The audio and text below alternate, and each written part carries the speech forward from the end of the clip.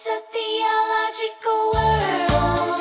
After all, after all, after all, after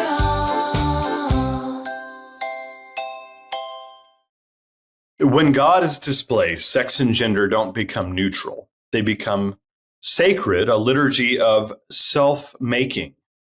Paganism, ancient and modern, tends to treat the body and desire as ritual power or spiritual signal, while biblical Christianity treats the body as gift, sign, you might say, and vocation, received before it's performed. Romans 1 is the hinge text for creation, your creation over creator framing, worship, disorder, yield, sexual disorder. This isn't a cheap insult, but it is a diagnosis of misdirected worship that Paul is talking about in Romans 1. So today we're going to talk about gender, sexuality, and the Neo-Pagan movement. So let's begin. Let's jump in. All right. My name's Anthony Costello, and I'm the president of the Kirkwood Center for Theology and Ethics. And so I've been working on the topic of neo-paganism for a few years now, and about 58% done with a very large book on the topic of neo-paganism. I am done with the chapter on pagan sexuality. So I've been looking into that pretty carefully in recent months. And I was inspired to work on the topic of neo-paganism by our other guest on the panel today, Carl Teichrib, who is above me on the screen. Well, hey, I'm excited. I guess that's over to you. Yeah, I'm excited to be talking with you guys about this subject. This is really important. And my goodness, I mean, my area of expertise has been kind of to see where all of these various trends and movements converge and have their points of impact on culture. And with that in mind, I just came back. I was at South by Southwest, 7 days, listening to heavy conversations from Google insiders, execs from the AI industry, talking about specifically artificial intelligence and its impact upon business, its impact in the investing world, and also where it lands in terms of social issues. Some fascinating takeaways of spending 7 days kind of immersed in that world. And then from that point, I jumped over to the largest indoor gathering of pagans, witches, druids, heathens in the U.S. Midwest. And that was in the Twin Cities at Paganicon. And so Paganicon just wrapped up on Sunday, March 22nd, and it was a very intense day, 3 days of being in that setting and wrestling through. All right, where are the nuances within the pagan community? How are they tackling different challenges? And listening as they wrestled through some of the intricacies of the neo-pagan world. Excellent. So did you see any major figures there at these conferences? At South by Southwest, absolutely. South by Southwest saw a lot of major figures. I mean, but the South by Southwest isn't a pagan event in the sense of what in terms of this conversation. It is a mashup of tech insiders, AI builders, Hollywood insiders. And so we had people like Nancy Pelosi come and give an address. Amy Webb from the World Economic Forum had a massive plenary talk. Steven Spielberg was on gave a plenary address as well. And then when I jumped over and there was like 30,000 people at South by Southwest. This is not a small event. Like this is 7 straight days, nonstop, culture and technology merging, coming together in a significant way. And then after that, jumping over to Paganicon,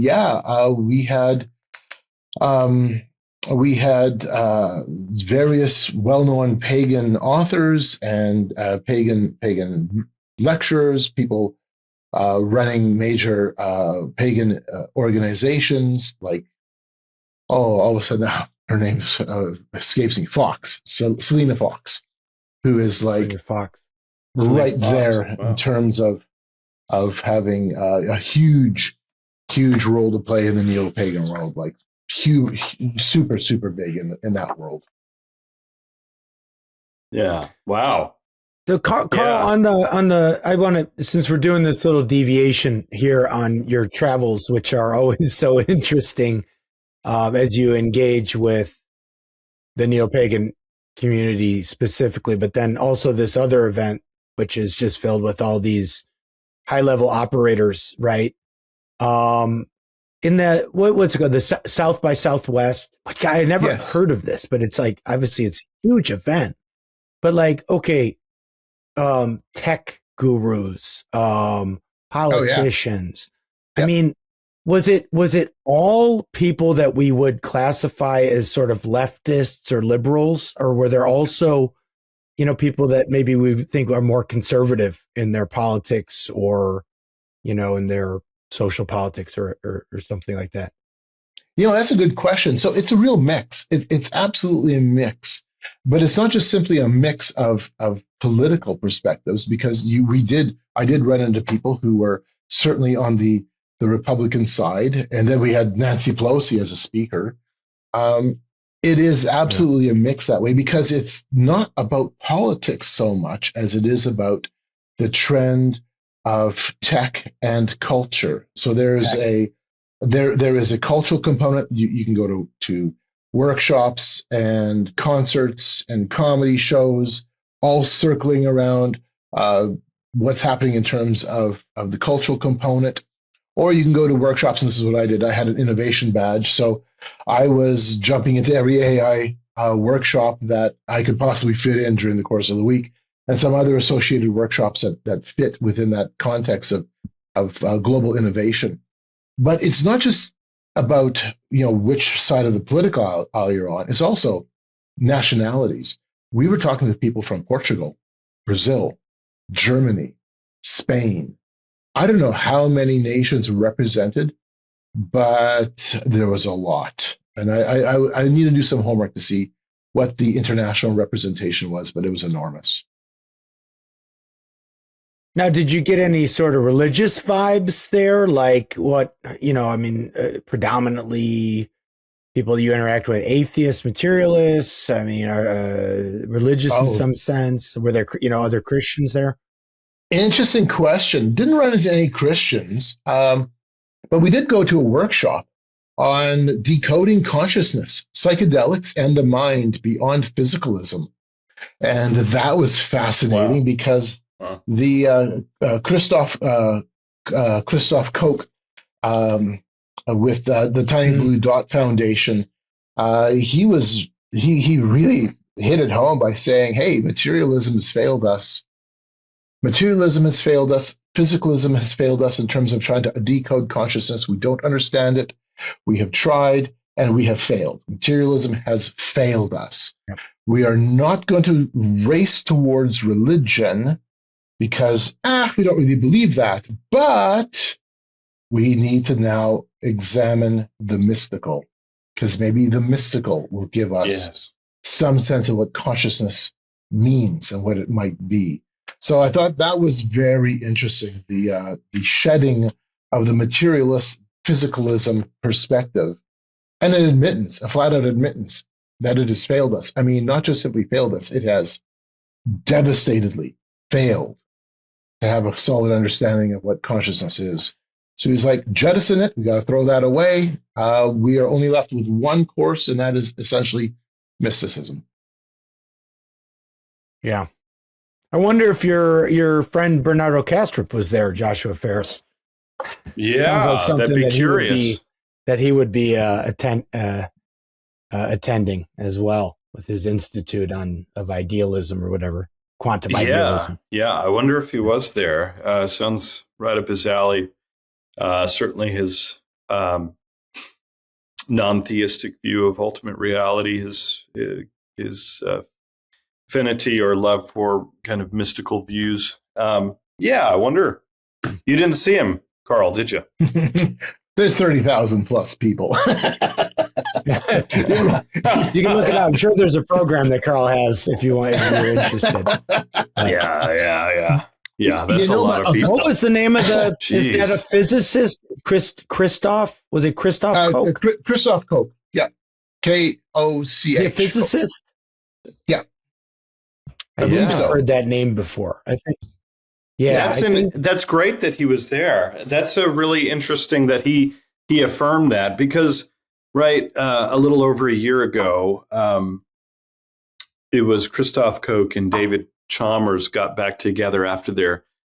I think it was 25 years. They had made a bet together that he talked about that. He did. Yeah. Yep. Right. Good. Yeah. They had made a bet that we would be closer to understanding and explaining or building a kind of science of consciousness. And they realized when they got back together, they hadn't gotten any further. So Chalmers won that bet, I guess.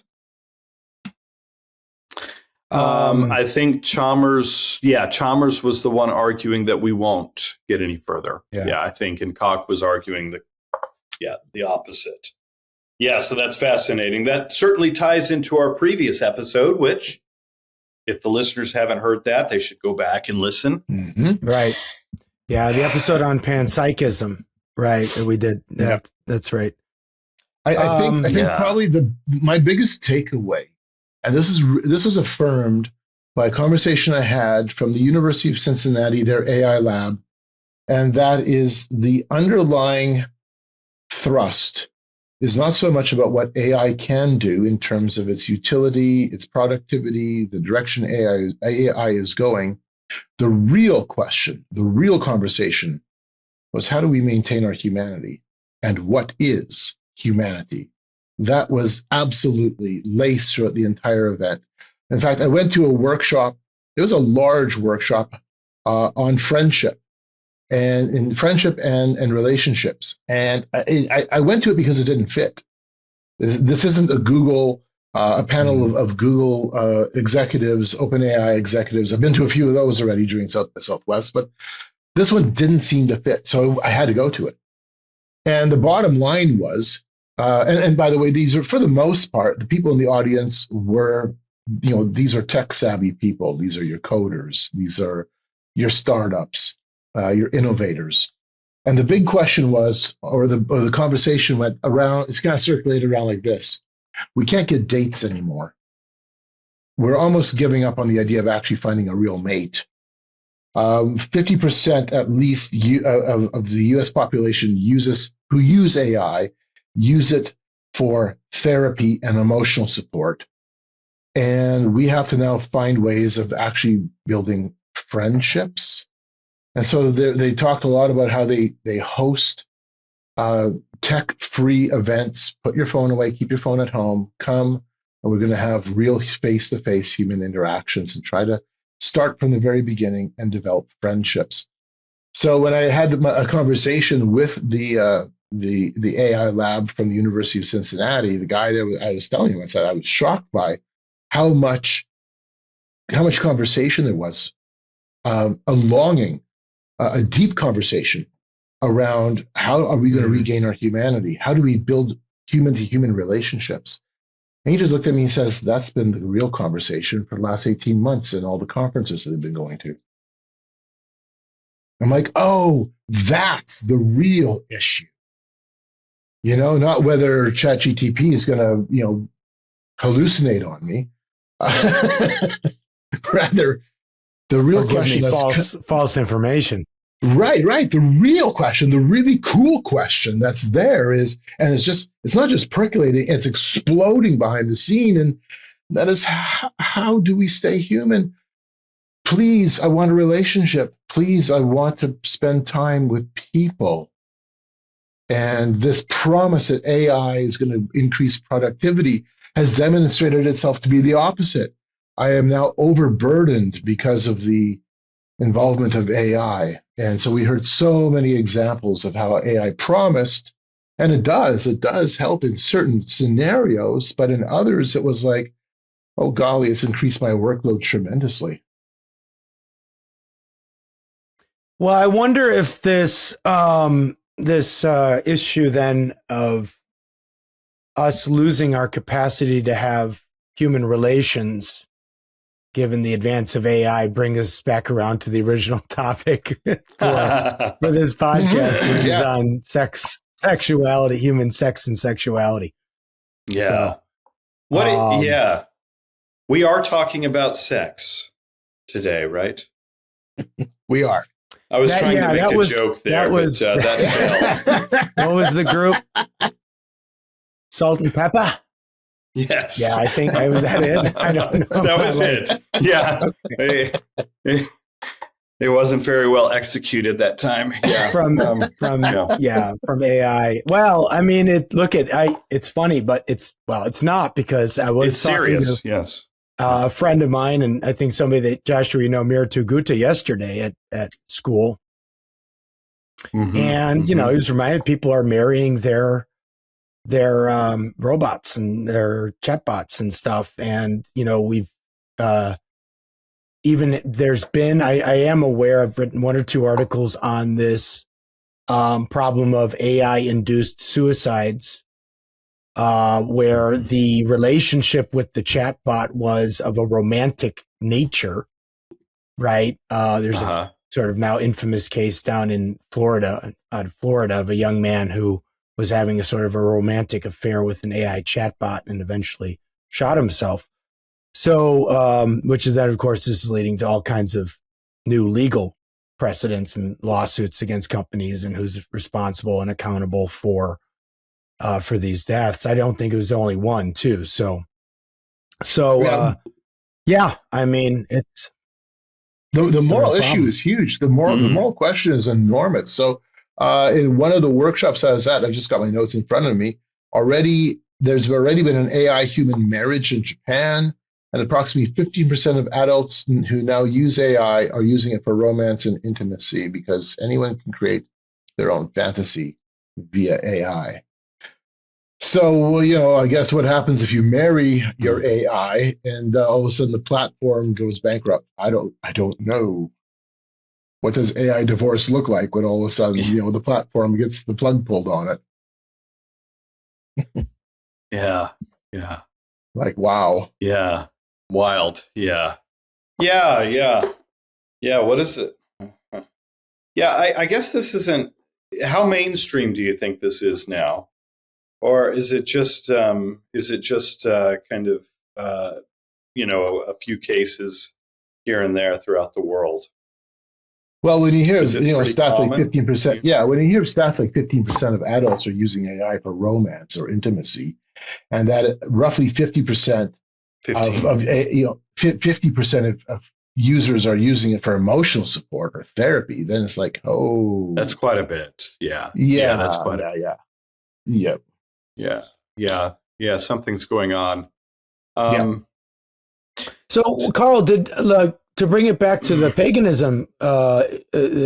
paganism issue then, or topic of paganism, did you see anything at Paganicon of people talking, any talks on AI or the use of AI chatbots or anything like this from the neo-pagan community? Oh, absolutely. In fact, I attended a workshop using Claude to do a tarot reading. So 3 tarot cards were picked from the audience, and then they were fed to Claude, and then Claude in turn gave a reading back on now that divination. It was recognized, however, of course, that AI, it doesn't have any intuitive capabilities. It doesn't have an emotive capability. All it's working with is patterns. Nevertheless, the big question that landed was, is there a possibility that we could use AI for divination? In fact, that was the entire approach. That was the question. Can AI be used to navigate the realm of divinations, oracles, rituals? And so a number of people in the room admitted they use AI to construct rituals or to develop moon calendars. And they all recognize it's just a tool. But when they did this little experiment with tarot with the tarot deck, then they were like, well, yeah, it's still just operating off of patterns, but what's the difference between this and magic? So some fascinating questions were popping up out of the workshop. One of the things that popped up is AI, kind of a shortcut or a modern version of the Akashic records. This idea that we have this huge, depository of intelligence through the wisdom of our ancestors in the spirit world.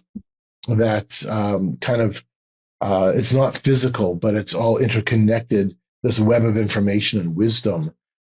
So they were thinking, well, maybe this is a gateway to the Akashic records. So quite an interesting weekend. Yeah, that seems about right. I mean, yeah, fascinating weekend.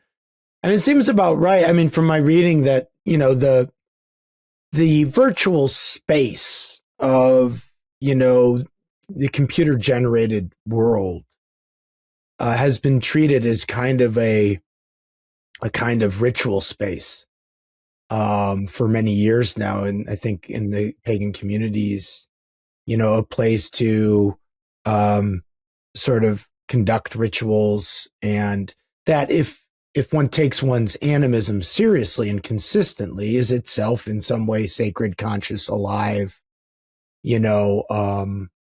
not just the software, but even the hardware that we run the software on is to be treated as an agent with its own feelings, sentience, and so on and so forth. So that's interesting.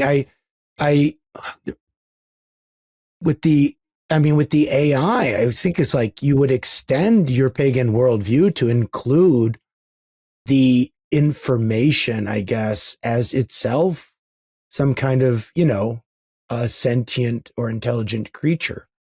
I mean, Harari, who's Noah Harari, who's no pagan. He's a very hardcore materialist, atheistic materialist.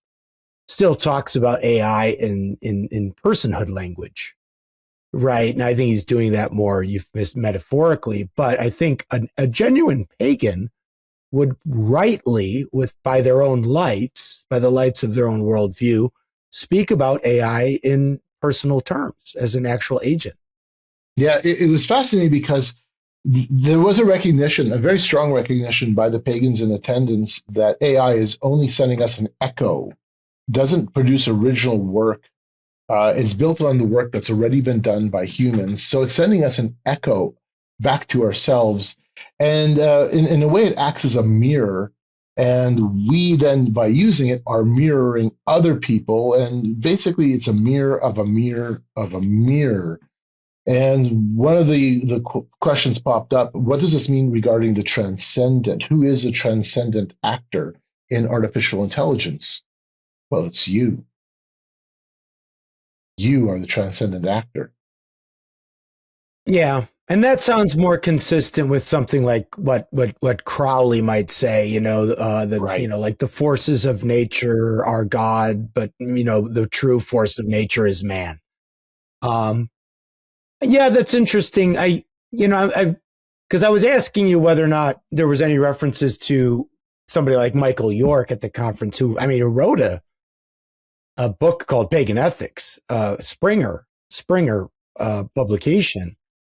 And York sort of takes into account that human artifacts, the things we make, should be treated equally to the givens of nature, right? That any product of human hands is equally divine and we kind of talked about this last time with the woman with the coffee cup, and what do we do with the coffee cup and the lid and everything? I mean, they're made things. They're not the given of the goddess, that like pre-human nature, but they're still part of the goddess. I mean, even if we've sort of manipulated them and produced them in some way ourselves. And I think York would eliminate any distinction between like pre-human divine nature and human artifact or post-human divine nature. Anything that we make, it should all be Right. treated equally and the same. Well, what was interesting so there was a workshop on pagan ethics, in fact, specifically on the issue of ethics. And this is going to land, I guess, in the realm of sexuality as well, because you can't really divorce sexuality, morality, and ethics, as we see our culture increasingly finding itself going down some really confusing paths. So one of the things that really kind of struck me was that they described pagan ethics, the very fact that it doesn't come from a book, it doesn't come from a set of ancient texts, that is both its greatest strength and its greatest weaknesses. And that in terms of the three views of ethics, the three views of ethics: consequential ethics, deontological theories, and virtue ethics. They land in the realm of virtue ethics. It has no foundation; it's evolutionary and shifting. And as there is a diverse range of spiritual practices within paganism, the pagan ethics then becomes indistinguishable from pagan values. And pagan ethics, therefore, isn't prescriptive, it has to be descriptive. There's no rule book. It's a lived experience. Yeah. It's observations of nature. It is self-reflection. Your experience with the gods is your experience. Yeah, and I think that's consistent with what I've read for the most part. I mean, pagan epistemology is religious experience. That's the source of any knowledge, is direct experience of God or the goddess. So, and then I would say as we move into the realm of pagan sex and sexuality, what most, I think, neo-pagans I've read, I obviously have to admit, is that terms like good or bad or good or evil simply don't apply to divine nature, right? They're sort of wrong categories to talk about divine nature. I have a quote here right here from Michael York's book, again, Pagan Ethics. It's a Springer publication, where York says, quote, "Divine nature is neither good nor bad. It just is. Paganism views the cosmos, for the most part, as amoral or non-moral, rather than either moral or immoral. It is left to humans," now there's a lot of question begging here, "it is left to humans and or other sentients to impose or infuse the ethical within the cosmos. In other words, it is consciousness, whether human or at least including the human, that has the responsibility of creating an aesthetic telos that is to become the foundation of ethical action and aspiration," end quote, Michael York. So, I mean, I'd say there's nothing like pagan metaphysics is absolutely neutral, right? You cannot get good or bad, right or wrong, appropriate or inappropriate, lawful or unlawful from monism, right? From, the foundational metaphysical view of paganism. Now, York then sort of goes on to say, so sentient beings have to impose an ethic onto divine nature, which is, I think, somewhat question begging in that, but the sentient beings are still just part of divine nature. So, but York says pagan ethics for York, at least, reduces down something like an aesthetic judgment, right? So think more like Nietzsche's understanding of good and bad. It's they're not to be understood in like moral terms of right or wrong, but in sort of like beauty versus ugliness. Is there an objective aesthetic? No. And then I'll read you the very next quote. So that was from York's book, Pagan Ethics, right? But then he goes on to say, well, here's a shorter quote from his chapter in the Handbook of Contemporary Paganism, put out by Murphy Pizza, and I always forget the other guy's name. This is from York's Pagan Theology chapter. He says, quote, one does not harm or reduce another against her will. This is regards to person interaction. To do so violates an implicit standard of beauty. And in the service to deity, the pagan endeavors to avoid ugliness, especially ugliness as understood as desecration of others, whether humans, non-human others, or the earth and nature, end quote. So there, in person to person, actually in any interaction, wrongness would be understood as a violation of a standard of beauty, right? And an instantiation of ugliness. But then in his pagan ethics book, he says, quote, values are whatever one wants them to be. This throws the moral question into an aesthetic issue in which the aesthetic is always up for negotiation, end quote. So aesthetics, our moral judgments are aesthetic judgments, but there's no objective standard for aesthetic judgments. There's nothing to gauge beauty or ugliness by outside of the individual and their proclivities and preferences. And I think that's right. I think that's basically what most pagans would eventually have to say is they had sort of an aesthetic judgment, what we find to be more beautiful or more pleasing, less pleasing, so or less ugly or less, disturbing, but that's relative. That's utterly relative judgment. Okay, so I just want to get this clear. So, are most of the pagans absolute relativists? Is that what you're saying? I mean, is that pretty clear? Are there? So, from maybe it would be helpful to preface with some a Christian framework. I mean, I take it that the body, according to Scripture, it's revelatory. It is a revelation itself. That there is this givenness in creation between male and female. These are gendered designations that are rooted in nature. That means that the biology in Genesis 2 overlaps with it has both a biological and theological meaning. So those are interrelated in Genesis 2. Which entails a kind of embodied teleology, not technology, embodied teleology.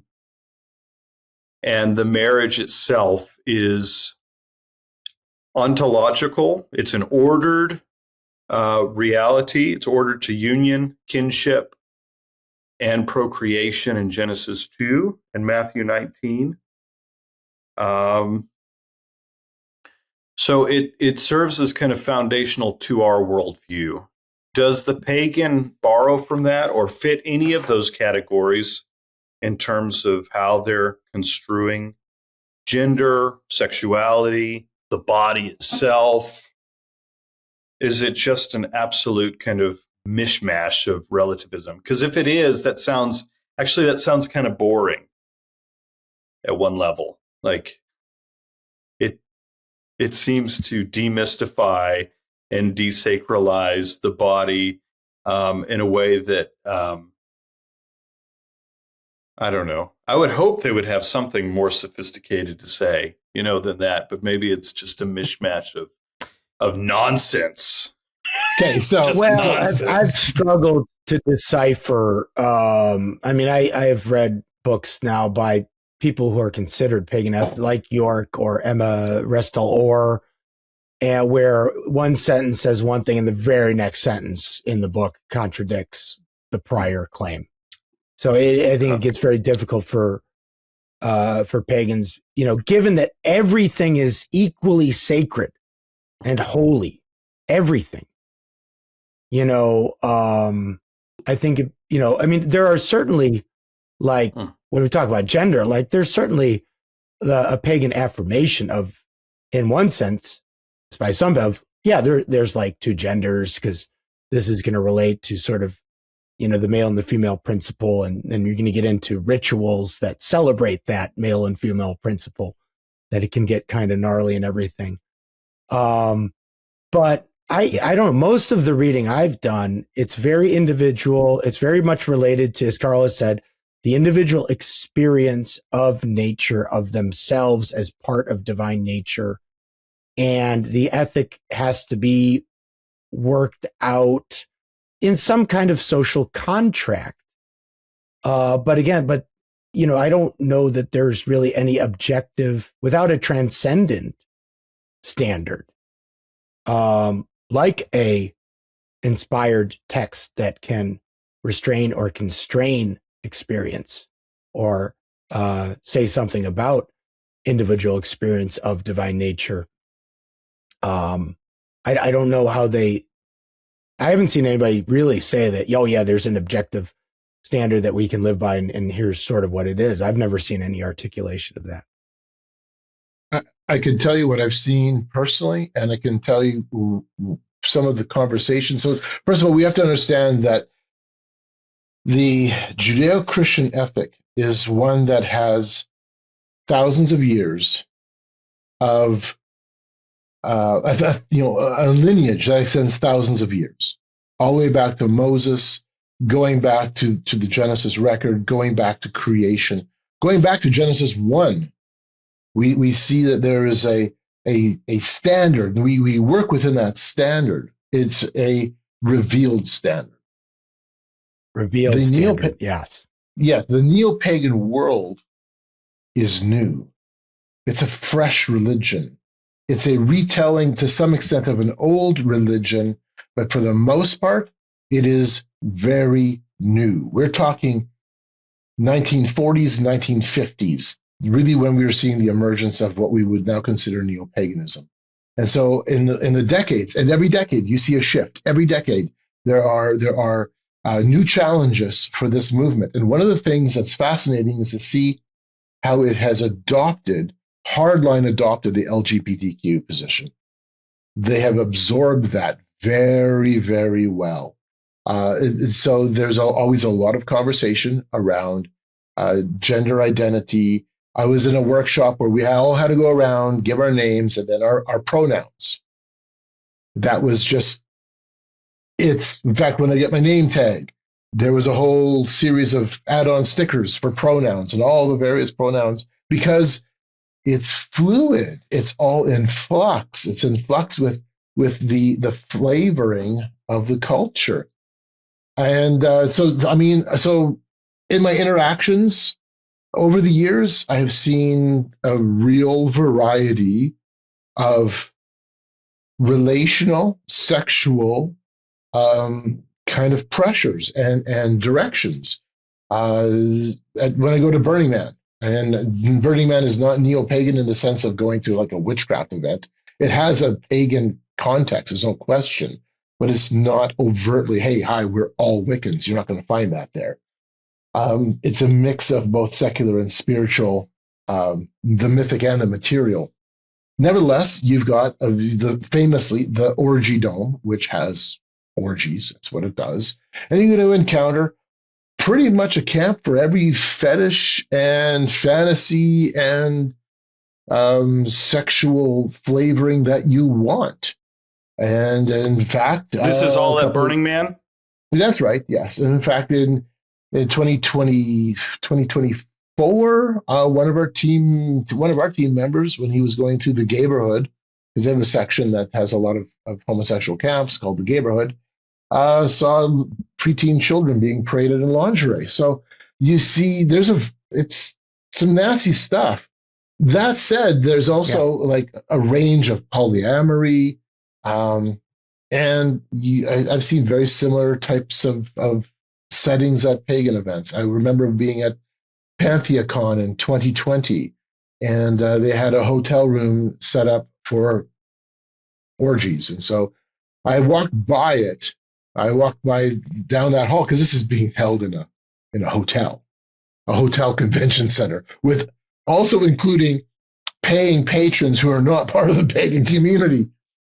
And I'm sure that local people, either hotel workers or visiting guests who aren't part of the pagan community would have been shocked to have seen a whole door with condoms stuck all over the door and a note saying, grab your condom as you come inside. So it's raw and it's not necessarily filtered. There still is a filtering from the leftovers of the Judeo-Christian world. There still is some of that. There still is the question of how our relationships framed. But it's an open experience. That's certainly more geared towards the body. Okay, so this is one element. I'm having a hard time maybe saying this. Okay, because in the pagan worldview, this is moving towards the oneness of all, and Anthony nailed it when he said everything is sacred. It is a move towards sexual monism, gender monism, androgyny. It is the move towards the blending, the blurring, no longer having distinct lines, not just simply of gender, but of sexual identity, sexual even maybe activity. That is absolutely there. Now, what does constrain is still some of that Judeo-Christian framework. Hey, don't engage in pedophilia, things like that. Though I saw little hints of maybe not necessarily pedophilia, but the sexualizing of children. That, like I said a few minutes ago, we saw that at Burning Man. So that's kind of the flavor. It's postmodern, absolutely. But more than that is the hope for expression of this gender oneness. One of the fascinating workshops I attended in 2020 at PantheaCon was hosted by I can't remember if he was pansexual, if he had transitioned. There's so much of that in this culture. But it was described that once we finally break down the barriers between genders and sex, and that we admit culturally, socially, even religiously, that we all are blending together, the next phase of our evolution is to move beyond gender sexual blending, but move to blending of spirit to spirit. It is time for the spirit world, the other side, to blend with us. We have shown it, we have proven it by blending our genders, by blending our sexuality. It is the framework to blend the next stage, and that is the blending of the spirit world with the material world within us. Yeah. Okay, Yeah. can I? Oh, yeah, go ahead. Okay. I want to supplement that with some quotes, but go ahead. Yeah, let's do some quotes. Yeah, let's do some quotes here soon. So just to clarify, what you guys are seeing in the literature, in the Carl, in the interactions, direct concrete interactions you have, the predominant kind of paradigm or frame is that, of course, sex is not stable. Sex isn't stable. Sexuality isn't stable. Gender is certainly not stable. There is no stability there. There is no ontological rootedness, apparently. So you don't have a view of the body that is stable. The body is something of an accident or an accessory to the person, or whatever, maybe their hedonistic instrumental treatment of the body. So I guess that would be true.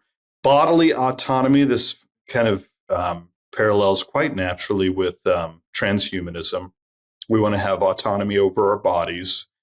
So that's predominant in these neo-pagan circles and literature. So you don't have, certainly then you can't have any kind of stable kind of ontological reality to marriage, if that's the case. Maybe, right? So, but are there still some trying to hold on to some kind of maybe ontological stability regarding the self? Maybe you could have a personhood kind of that's stable, and we could have an autonomous ethic, and everything can be just kind of stabilized by my autonomous choices. So it's not just social construction, it's autonomy. Absolute autonomy. Right. It's autonomy. Okay, let me. Go ahead. Yeah. Go ahead, Anthony. Well, let me read this quote by Adler, Margot Adler, who we've referenced several times before, from her classic text, Drawing Down the Moon. I think this should give us a sense of what Carl just reported. Here's from the literature. The world is holy. Nature is, this is Adler, quote, the world is holy.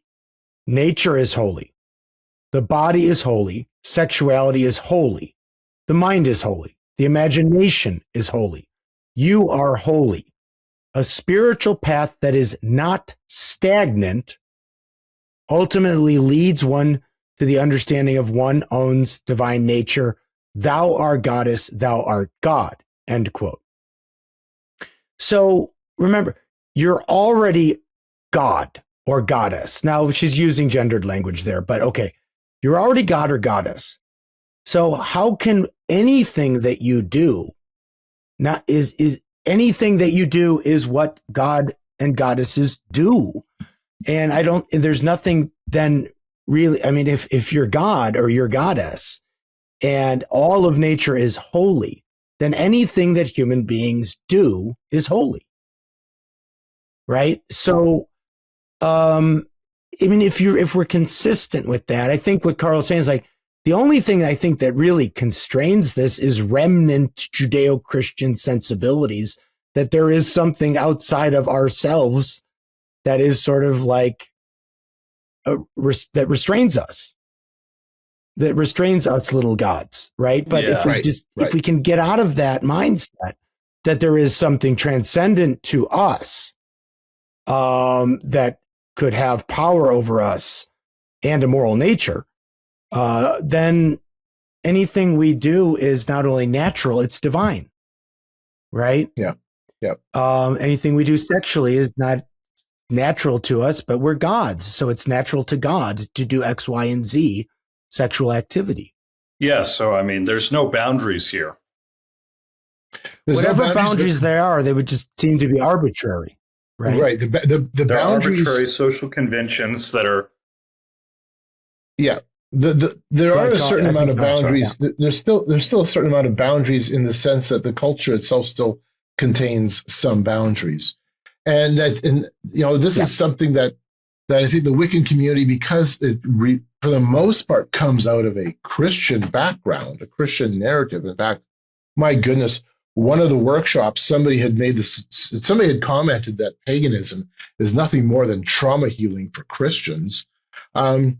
Because there's still this throwback to the Judeo-Christian ethos, there are at least a certain amount of constraints that you will find that hold them back to some extent.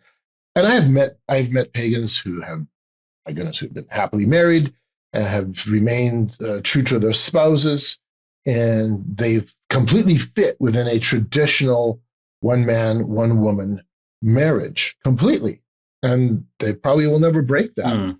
And I have met polyamorous witches, and I have met a lot of trans witches and gay witches and pansexual witches. It's all there. It's a smorgasbord of sexuality.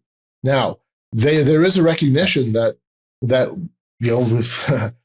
has to be some kind of limits. There has been, I mean, even the workshop I went to on ethics, there was the question of where do the boundaries land, and the boundaries of inclusivity. It was recognized that we are, in fact, in my notes, inclusivity, we're very inclusive in terms of sexuality and gender.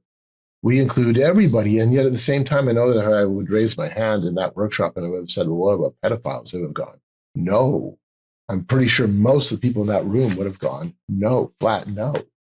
Nevertheless, there's still this openness to explore all other forms, and I think that given time, there will be an openness to explore all forms.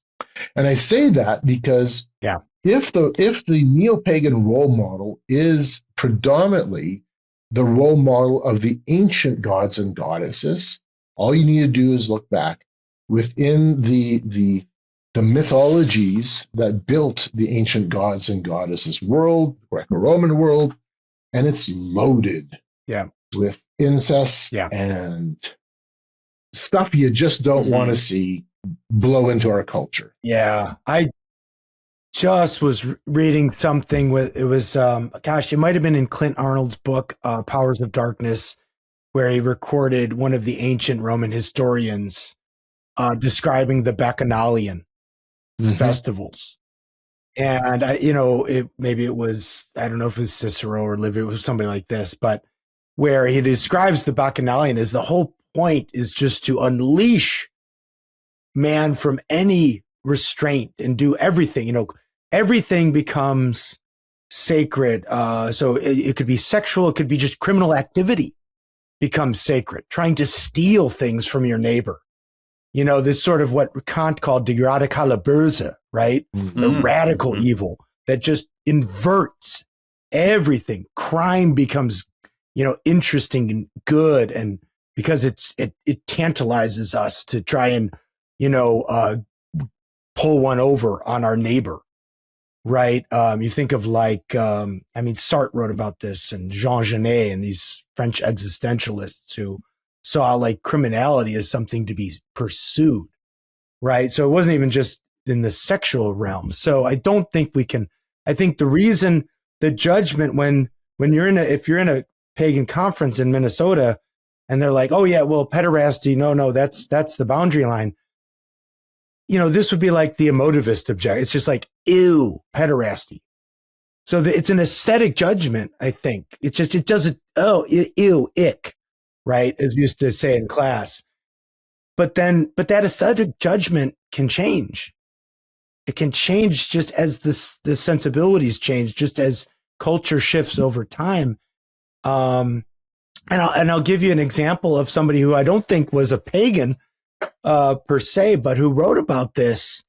Good old Herbert Marcuse, the father of the sexual revolution, the guru of the New Left, as he was called by his biographer, who at the end of Eros and Civilization, I haven't read it in a long time, but at the end of Eros and Civilization really is getting, like, he doesn't affirm pederasty, but he's, if you take the principles that he's putting forth, like, it could clearly lead there. And for Marcuse, this idea of of embracing the polymorphous perverse, right, to use the Freudian term, and finding ourselves again back as what we originally were, which is just pleasure-seeking creatures, indulging ourselves in the world of our senses, right? And Marcuse thought that this would change all kinds of things. We would experience time differently, he says, if we would just,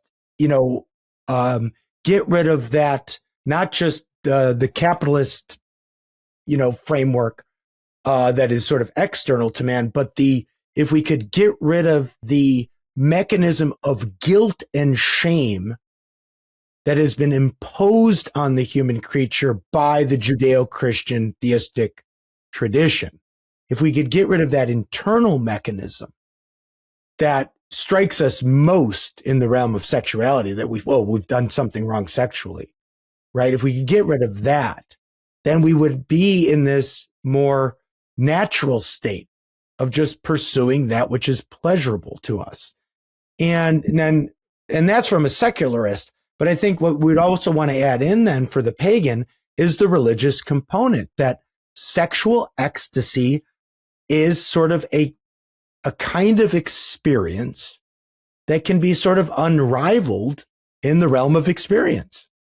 Like, it has this ecstatic component. So we do find, obviously, then, even in neo-pagan communities, the sexually charged ecstatic rituals, like the Great Rite or something in the Wiccan tradition, which are sexual because the sexual is explicitly religious in that sense. And I'll just quote a 19th century pagan by Beverly Randolph, who put it very simply: true sex power is God power, right? And there's this long, so we can't, the sexual experience is so powerful that it has a divine, a religious function. It serves a religious function, right? Yeah. And Anthony, does that make sense? and to that end, the Great Rite is probably the best known example because it is completely asexual. It's the sexual union done in such a manner to call to call forward the goddess. So, yeah. So not a typical church service. So I say, like, sexual ecstasy is a form of religious ecstasy, right? There's like the pagan. That's what the pagan would affirm. Religious ecstasy. Sexual Crowley ecstasy himself is a form of religious ecstasy. Crowley himself lived that out with his 3 degrees. Erotica.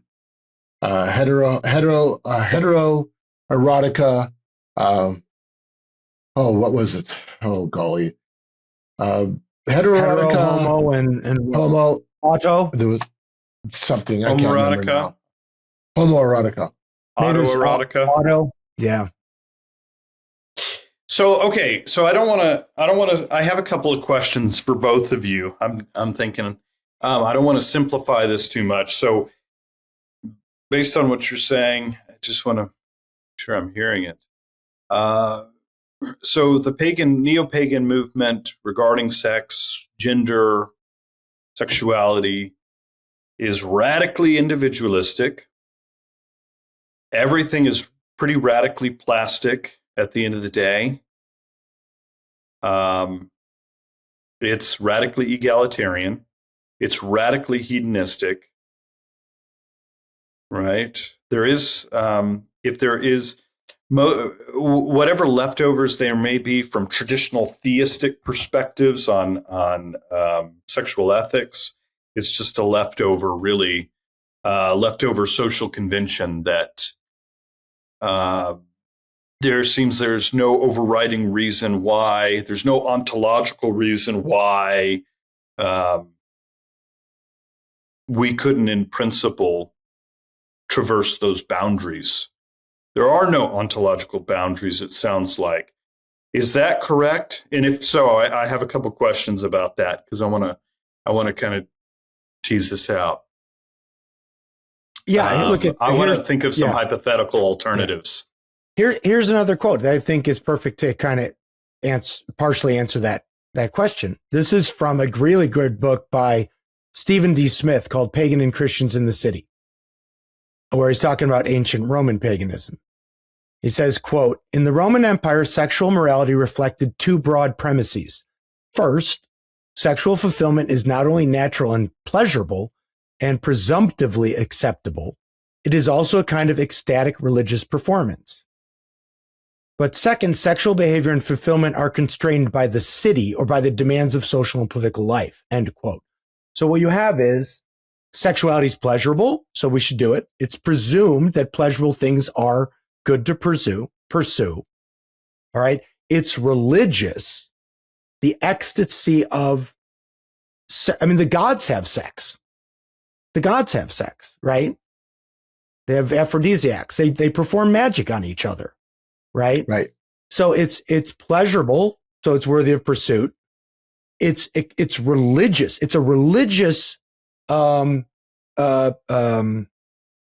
enactment, right? But the thing what constrains it, well, the constraints of just maybe what is practical, the city life, there's just sort of the cultural life at the time. Because maybe you could say some pagan ethicists, I think some do, well, there might just be other things, practical considerations that would make total unrestrained sexual behavior, just not very feasible, right? Economic issues, so because we also want to have certain kinds of maybe economic freedom or, so now you get maybe something more into like an Epicurean sort of balancing act, right? So Michael York will do this. He'll introduce certain virtues or we want to maximize, ultimately when I say maybe like something like harmony. We want to have a maximum amount of harmony. So, then you get more into this idea of trying to maximize his pleasure in all of its forms. But we can't do that in every single instance because that actually would lead to pain. of certain kinds, because we also want to reduce pain. So we can't have, so in principle, we might say we would want totally unrestrained sexual behavior, but because totally unrestrained sexual behavior can lead to certain kinds of pain, diseases or whatever, well, okay, then you introduce pragmatic considerations into your calculus. It's also, in principle, I think there's nothing to. Yeah. And to building on that, it's also social political.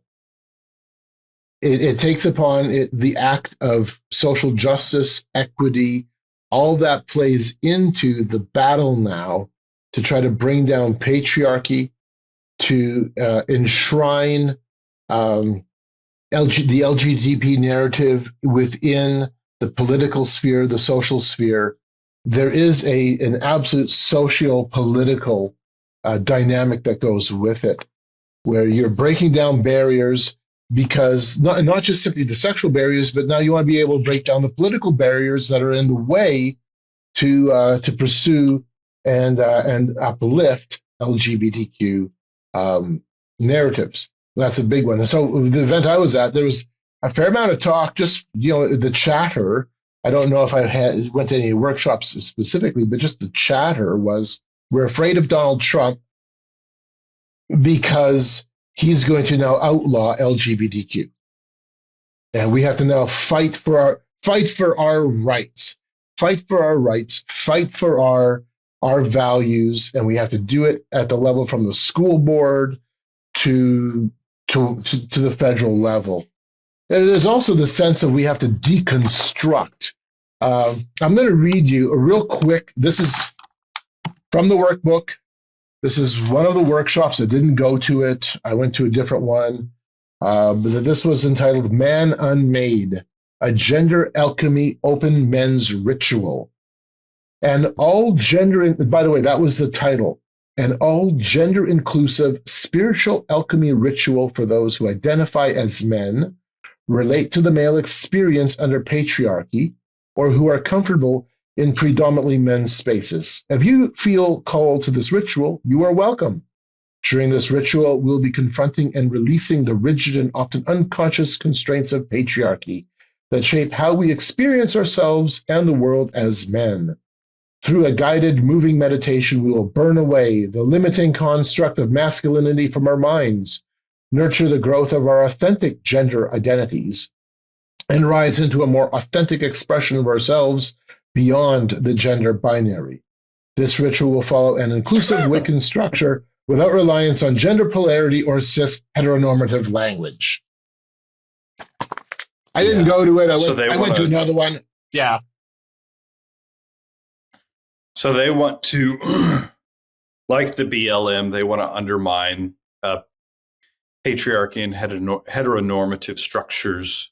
I mean, I see patriarchy and heteronormativity as, our opponents see those two as intrinsically connected. I think they are intrinsically connected in the biblical worldview, patriarchy. And so they want to undo that. That seems to be the dominant trend. So with all these colliding kind of shaping influences, with making this kind of amorphous kind of evolution of neo-paganism, it's in an evolution right now. You have ecofeminism and radical individualism and hate of patriarchy, hate of traditional religion. But like, why do, okay, so I like you brought up a gentleman who's trying to bring some sort of Epicurean kind of framework to bear on how it is that we develop an ethic, utilizing a kind of maximization of harmony. That's interesting. It sounds almost just like a form of utilitarianism that's being kind of botched and kind of brought in. Yeah.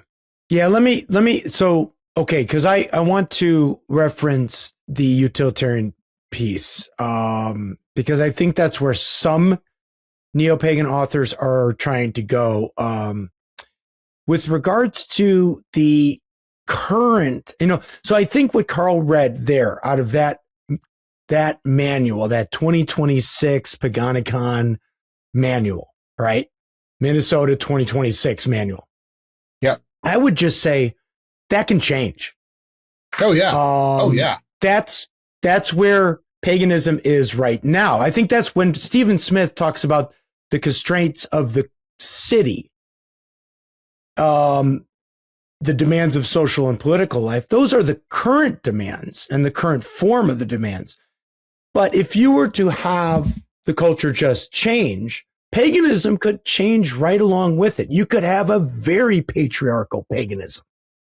There's plenty past examples. And if a Sartu religion, and the guys up in Northern California and Idaho, and some of the Scandinavian countries, if their version of paganism were to gain traction, then the gender binary would be back at front and center, right? And maybe even a patriarchal paganism would reemerge. So it's all, it can go back and forth. I don't know that evolution is the right word.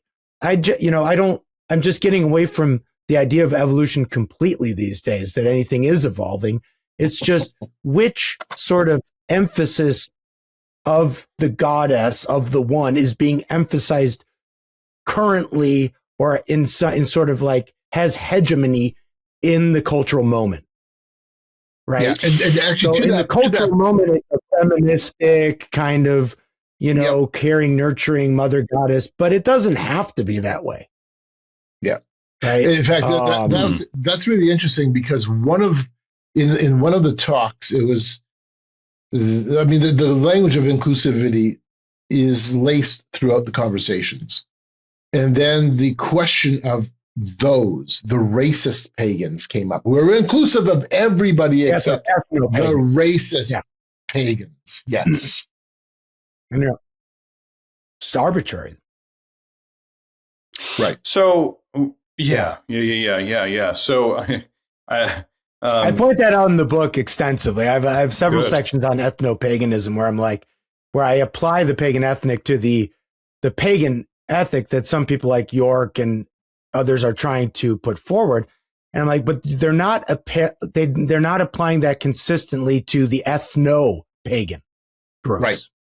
Because if they were, they would have to, they always then hedge when they get to the Asartu and what is the guy's name? The guy up in Northern California who started, an Asartu chapter in the 70s, and who's, wears the hammer of Thor, is there, and they white, no intermingling in marriage, it's a strictly white community, and so but then you get the liberal, but they won't apply the pagan ethnic to that group.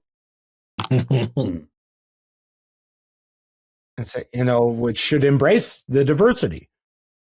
So now there is an attempt by some more, I'd say, philosophically sophisticated neo-pagans,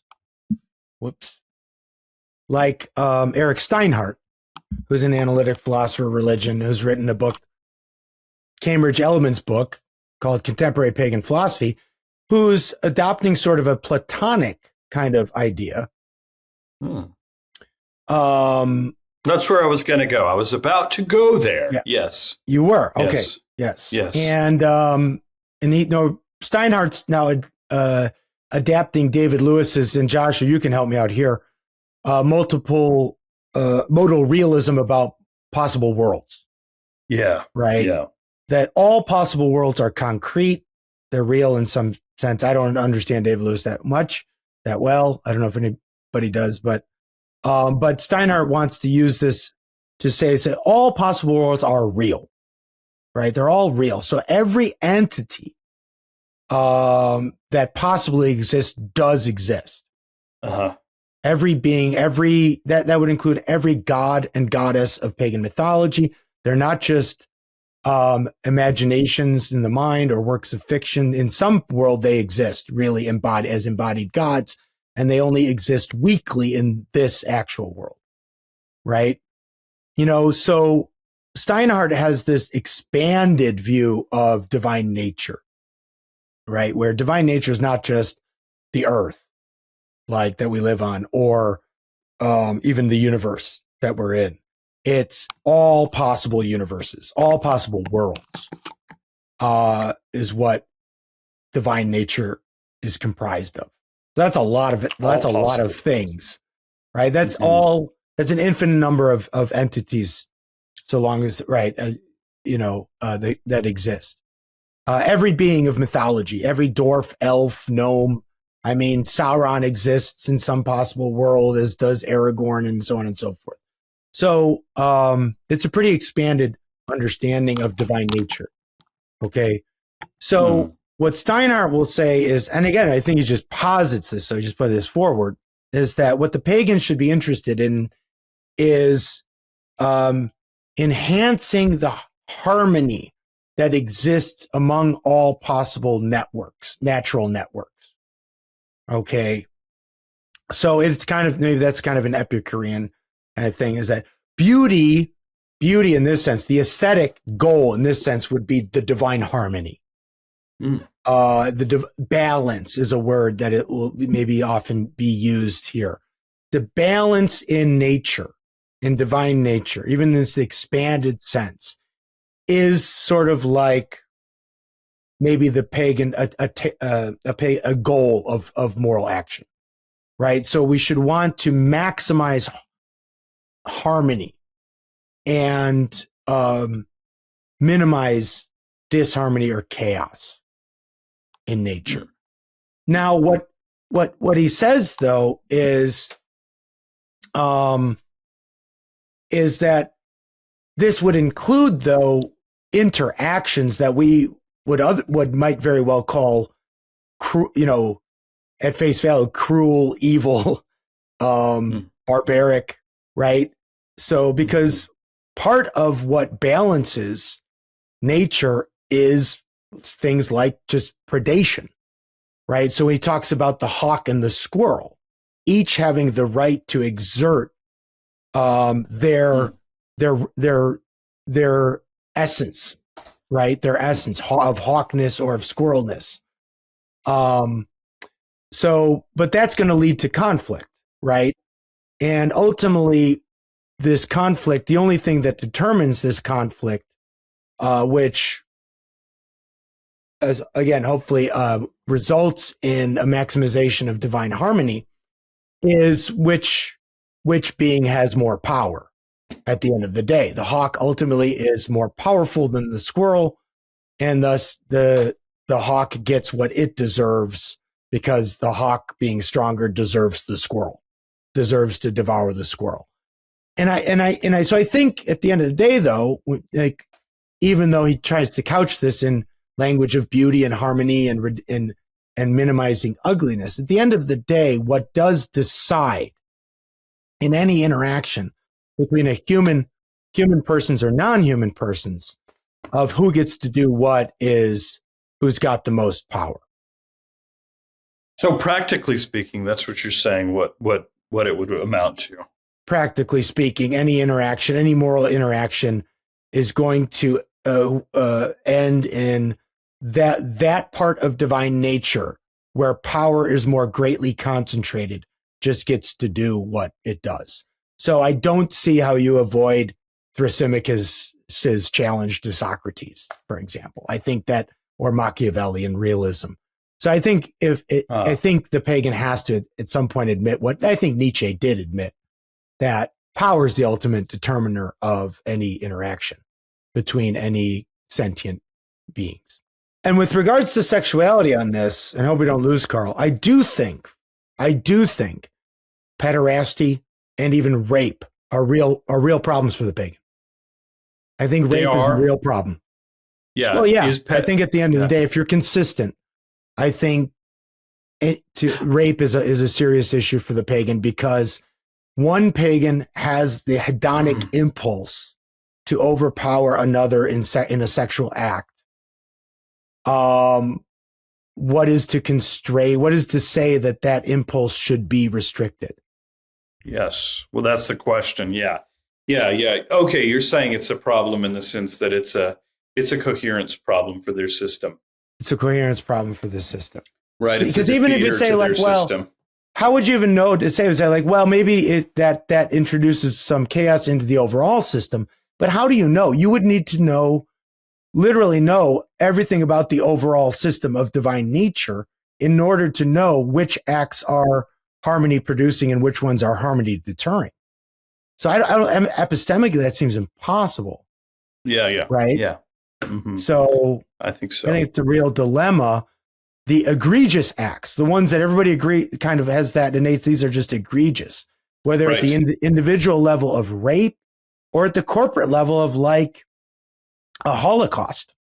Yeah. At the corporate level of something like the Holocaust. Mm-hmm.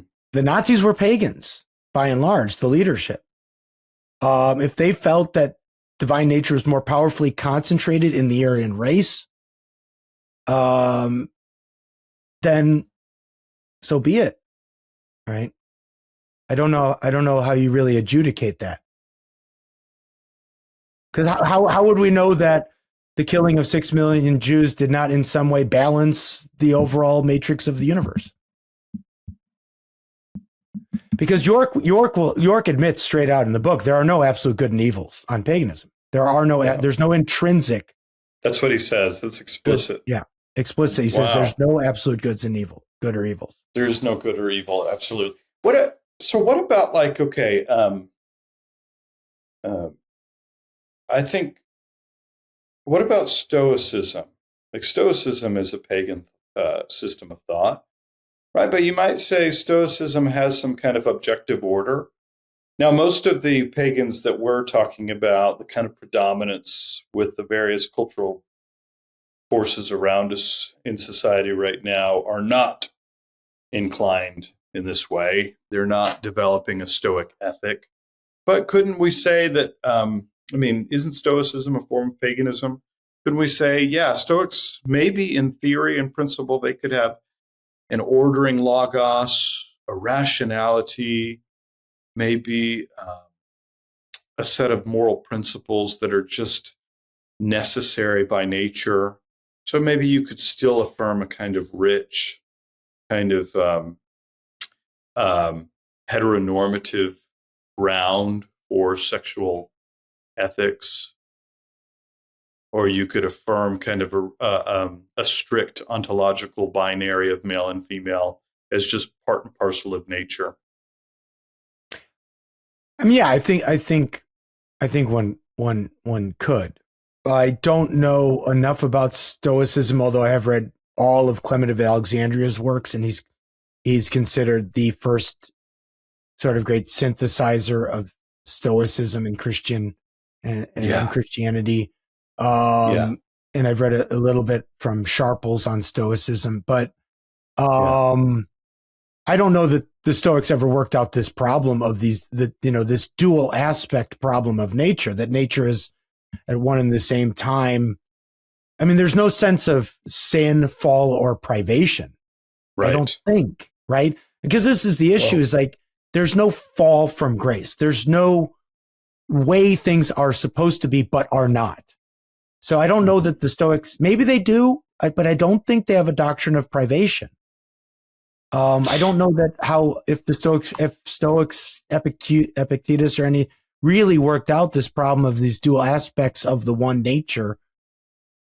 I don't know. No. I mean, I'm not informed enough to say that they worked out an ethic that really was consistent, because nature is red in tooth and claw on the one hand, but then, it's orderly and harmonious and beautiful on the other. I don't know.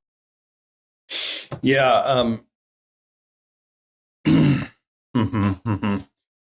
Yeah, I don't think they have a worked out view of privation or corruption. It's just whether or not you live up to your rational nature or not.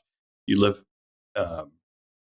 which would be something that you should it would be, I don't know, there'd be some kind of necessary relationship, right? Or some, even in Stoicism, there's a kind of, there's a built-in determinism.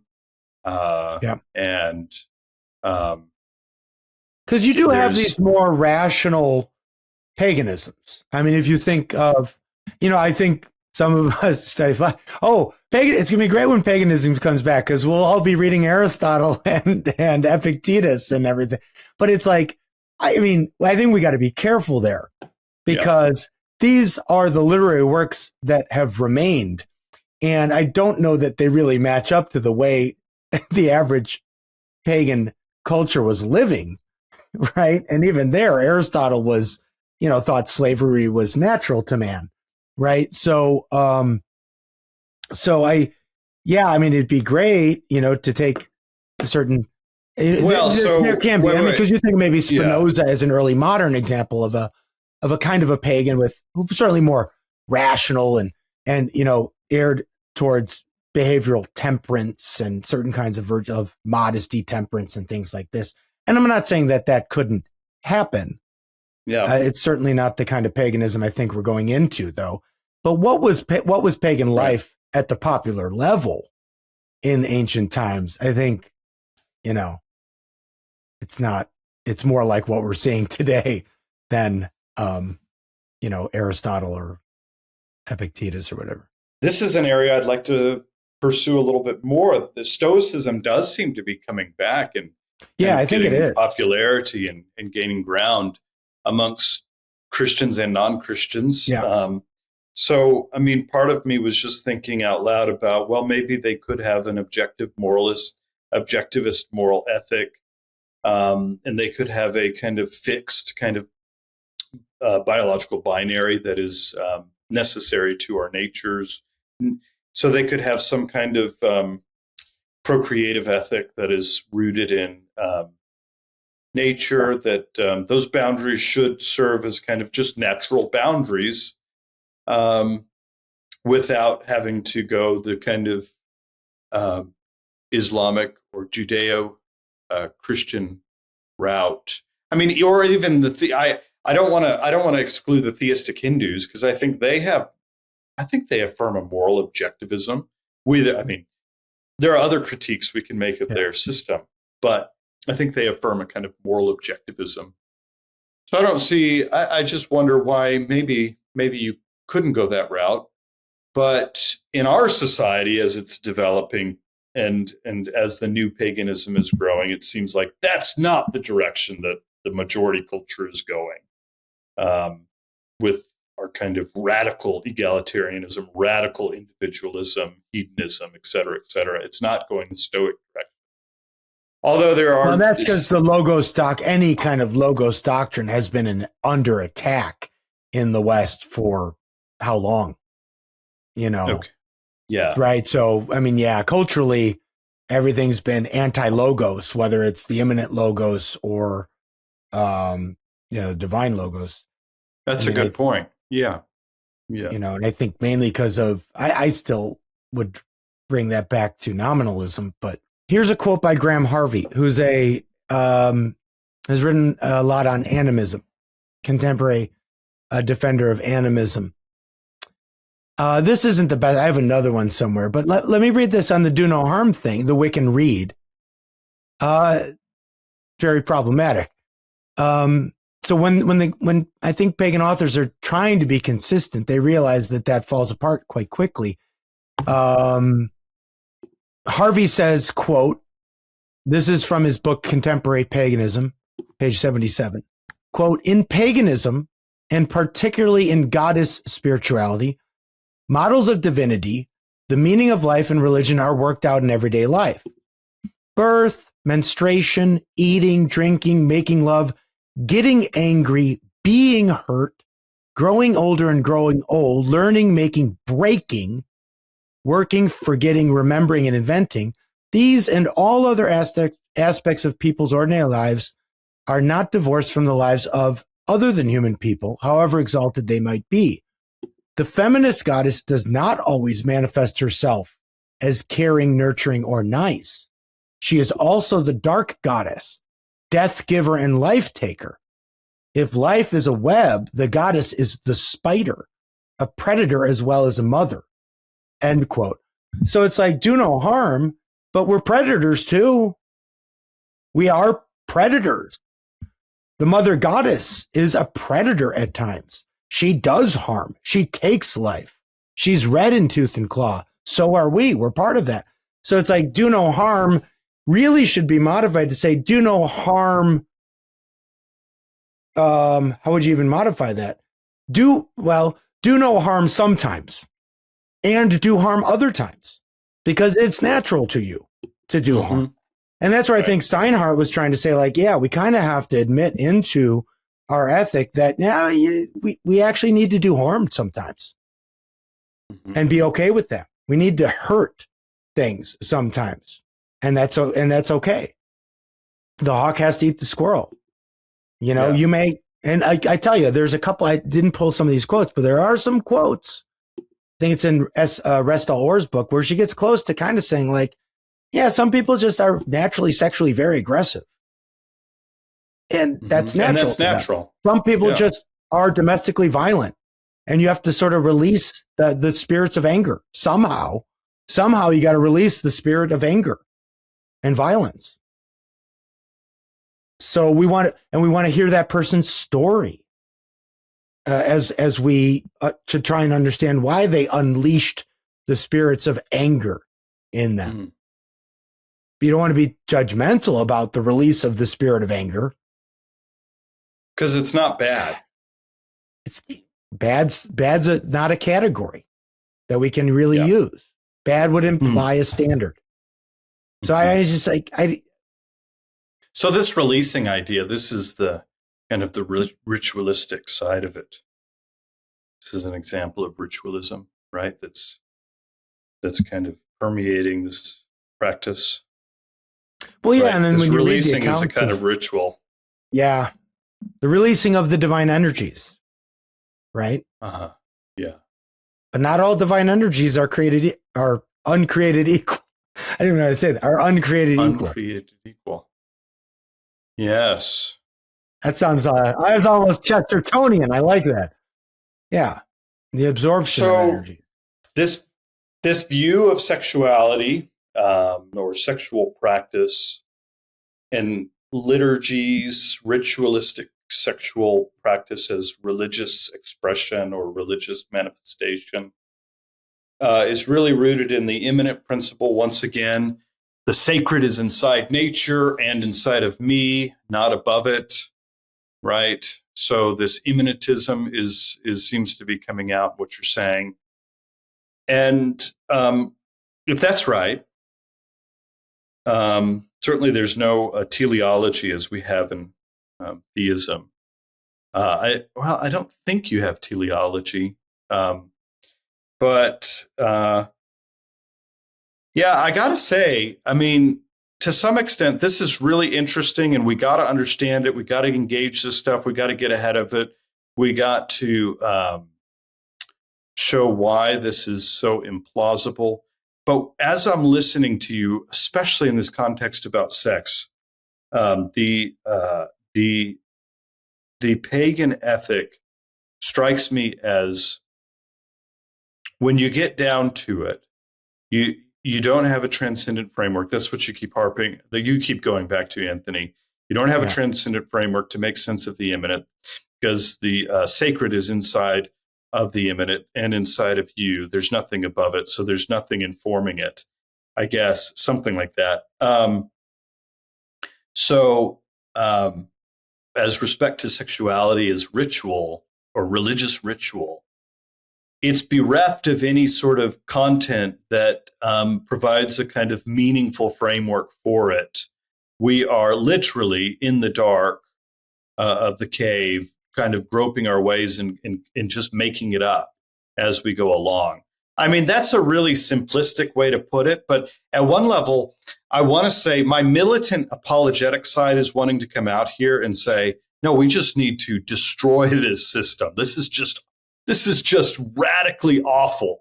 We need to be really militant Christians, because this system it's boring at one level. When you really look at it, it's boring, right? It takes away all of the narrative of sexuality that makes sex interesting at the end of the day. There is no kind of, there's no shape to a narrative, sexual narrative in this worldview, it seems to me. right? So there is nothing, it's not beautiful. There's nothing attractive about it, right? This seems totally vacuous of any kind of framework that meaningfully makes sex interesting, right? Is that too simplistic? Most of the more ancient stories have some kind of male principle and female principle represented by a deity coming together and birthing the universe, or parts of the universe, because you get various myths then of some god raping a female goddess, and then they birth, some aspect of the universe. This is an interesting story in that it's self-reflective. She's looking at herself and making love to herself in some way. So maybe that's the autoerotic, I guess. Yeah. Do you see this? Do you see this trend of narcissism kind of like, arguably, and this will get me in trouble, but I think it's true. I think it's arguable. I mean, homosexuality is a form of narcissistic sexuality. I think it's just, it provides no meaningful framework that makes sense of it. So I wonder if narcissism is just kind of running through the pagan sexuality narrative. I'm not a historian per se, but I read a lot of history. It seems like we could find this kind of cycle in the Roman Empire. I mean, you have this rise and fall of empires sort of narrative, and it seems like at some point we might say the Roman Empire starts becoming more and more decadent, and the emperors more and more narcissistic in comparison to their more military-oriented predecessors in the era of the Republic or something. And because I think there is a sort of in this kind of paganism that's so individualistic, and if this kind of sexuality is, I think, to put really highlight on this pursuit of sexuality as pleasure, as sort of narcissistic pleasure and everything, it's civilization ending stuff, right? It's a civilization sort of, because they're not, these people aren't having children. Nobody's having children. Not even Christians are having children. So it's kind of like a civilization ending kind of thing where now you're just looking at yourself and sort of like, I mean, I don't know what pagans are creating. Yeah, it's sort of like bad art, I guess. Yeah. But then also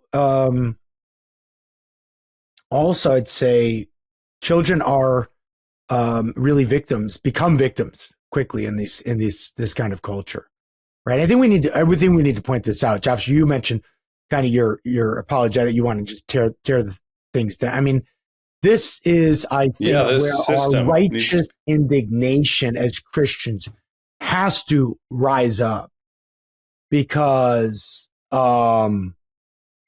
children are already suffering in this sort of paganized world that has come really into the culture in the 1960s, especially in the 1960s, being sexualized and abused in the worst imaginable ways.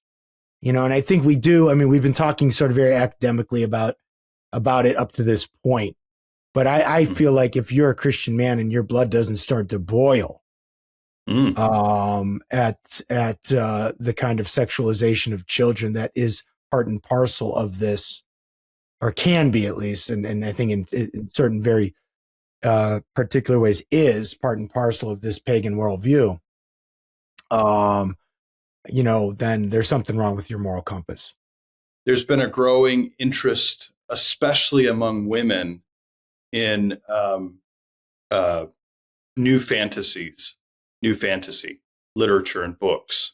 A lot of the new fantasy works, you read them, and it is a kind of soft porn, and it's often pretty pagan. It seems pretty pagan in kind of frameworks and worldview, and I wonder if there's something going on in the appetite in society right now that is kind of primed for that. Is what's going on there? I don't have my thoughts worked out on this. Do you have any thoughts about the growing trends among women toward fiction, particularly as it intersects with paganism and sexuality? I mean, the only thought I've had is that on that, because I don't, not only do I not read a lot of fiction, but I don't read a lot of fantasy fiction aimed at women, but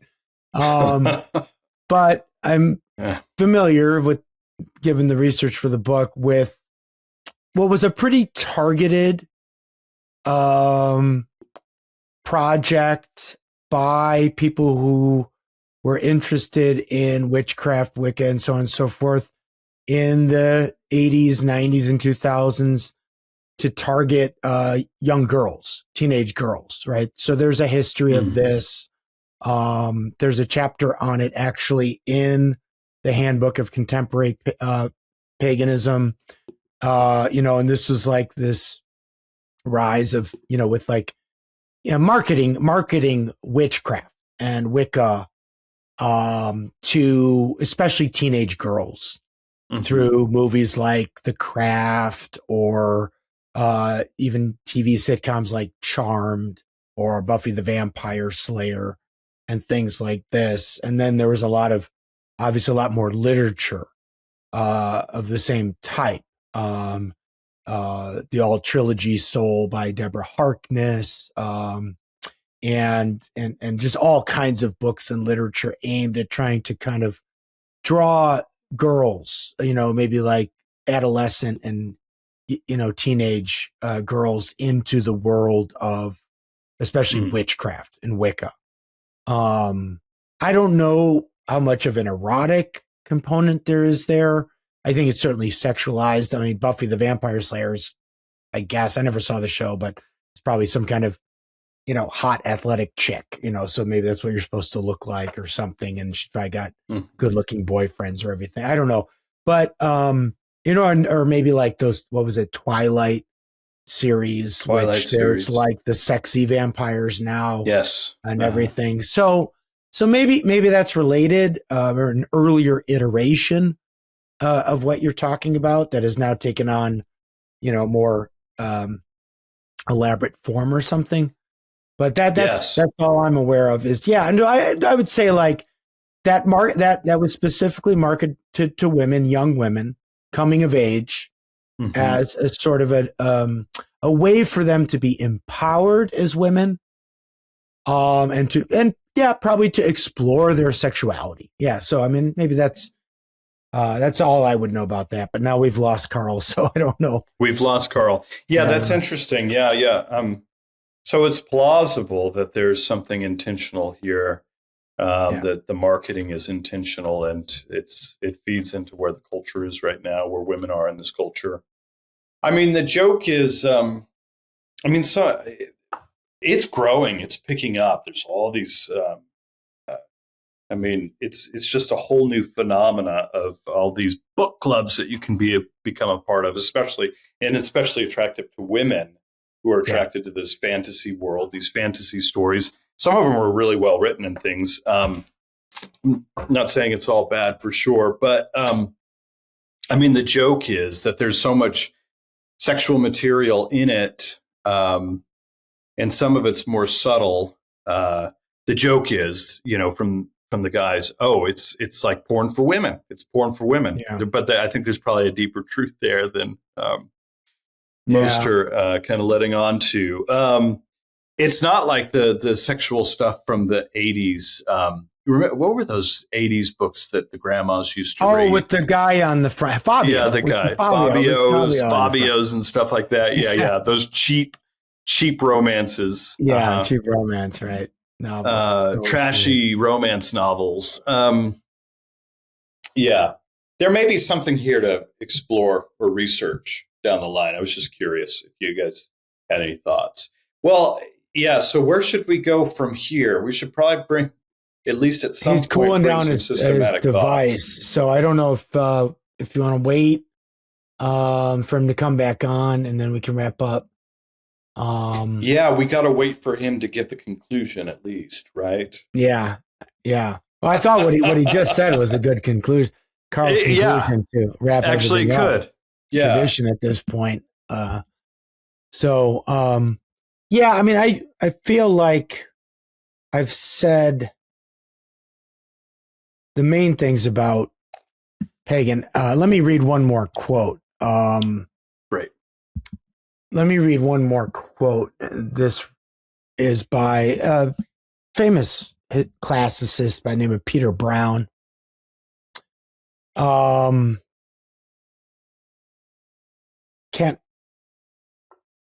remember. I don't know which book this is out of. I got a couple different books that he has like chapters in, but Peter Brown says this about sexuality in classical pagan culture, right? And I think this also sort of would apply to contemporary paganism as well. Brown says, quote, "The men we meet in the 2nd century still belong to the rustling universe of late classical polytheism. They knew that they had been knit by the cunning of the gods to the animal world. They felt pulsing in their own bodies the same fiery spirit that covered the hills every year with newborn lambs and that ripened the crops in season love play as the spring winds embraced the fertile ears. Above them, the same fire glowed in the twinkling stars. Their bodies and their sexual drives shared directly in the unshakable perpetuity of the immense universe through which the gods played exuberantly." End quote. So Brown there references animals and gods as models for human sexual behavior. Marcuse in her Eros and Civilization talks about the kind of creatures we used to be before we developed or evolved reason and rationality, right? These sort of just pleasure-seeking animals. I'm pretty sure you would know this, but I'm pretty sure Augustine has several quotes about the human devolving into the bestial or the animal, the animalistic, right? But you see that the behavior of animals, the gods, and human beings here are basically all equivalent. You know, so what the animals do and the way the animals have sexuality, that's fine. We could do that. And the gods have same kinds of sexual behavior. So all aspects of divine nature can engage in the same way in this one aspect of divine nature that is sexuality, right? And so I think, you know, that's just kind of like where it lands with a consistent pagan worldview on the issue. Yeah. No, that seems right. So the sexual revolution has a lot to do with where we are now. We've moved from sex detached from creation, procreation, sex detached from marriage, sex detached from permanence, with no fault divorce, sex detached from the body's meaning, its actual concrete meaning. Yep. As a teleological entity, the bodies are certainly, it seems, from what we've been saying, largely commodifications. Sex detached from sex itself. There is no more gender identity or sexual stability. Sex is detached from sex itself. That seems so. Paganism fits in that. It's parasitic on that, and it nurtures those sensibilities that are latent within our culture and are powerful within our culture, permeate our culture our kind of cultural liturgies or practices already that have dominated much of society, even within Christian circles. Yeah.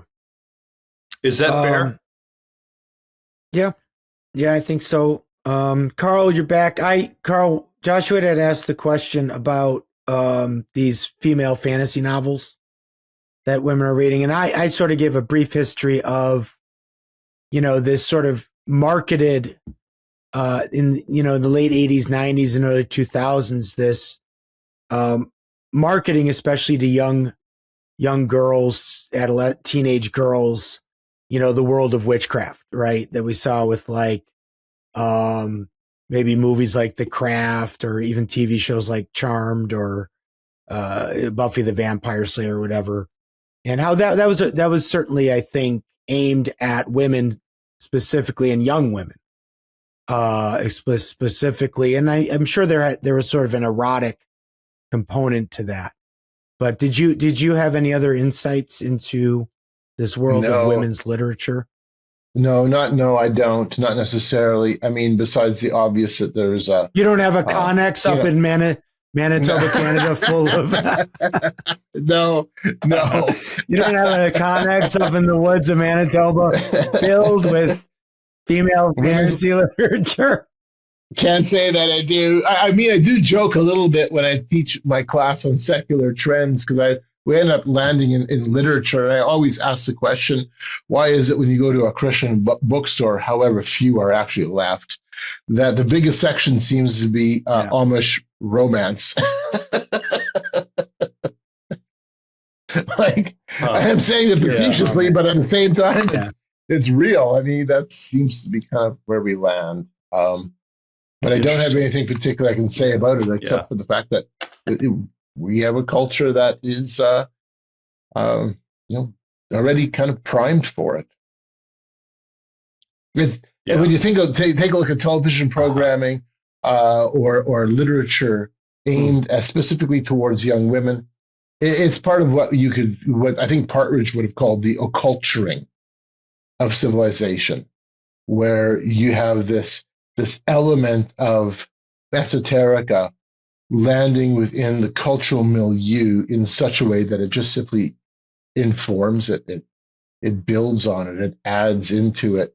And of course, Partridge brings all kinds of different elements into the picture regarding the occulturing of culture. But that's where we've landed. I mean, from every television show, it seems, to every movie, to the popular literature, you can't get away from it. There is the hunger for the novel, the strange, the mysterious, for something that might cause wonder. There seems to be this thirst. Boy, it would be interesting to do a survey on new movies as they come out, and how many fall into the category of... I just went and saw this movie, The Hail Mary Project, the other night. Oh, it was great. I thought it was really good. Really? What? You didn't think it was good? 2 hours of Ryan Gosling crying and an E.T. rock creature. I don't know. Okay, I thought it was really entertaining. It was funny. Oh man, it got really good reviews. I know. Well, that's why I was excited, because I thought we should close down the podcast at this point. We've oh my goodness, I've ruined the whole episode now. No, we just gotta do another one. We gotta have. It was a bit long. It was 30 minutes too long. It was too long. I just couldn't take Ryan Gosling tearing up anymore. I mean, I just couldn't. Anyways, but. There was a lot of that. No, that's fair. That's fair. Yeah. How many movies are sci-fi or horror compared to other genres? Right now, it's growing. Even sci-fi in the last, and horror are picking up in the last. Man, I mean, sci-fi and horror seem to dominate the genres. Yes, they do, film. Which is surprising. That's an interesting question. Yeah, I've thought about that. Why is it rising? Why is it becoming more dominant, sci-fi and horror? I mean, horror used to, for the longest time, it was horror was pretty, campy. It was a B, campy. It was B. Even when you get into the 80s with some of the classic horrors, And I mean, I'll be honest, I love horror actually, as a genre. I think there's a lot we can learn from horror, but they've gotten a lot more sophisticated. The writing has gotten better on horror. It's, what's going on? Why is such the uptick? It's the return of the numinous. Um, Something like that. Yeah.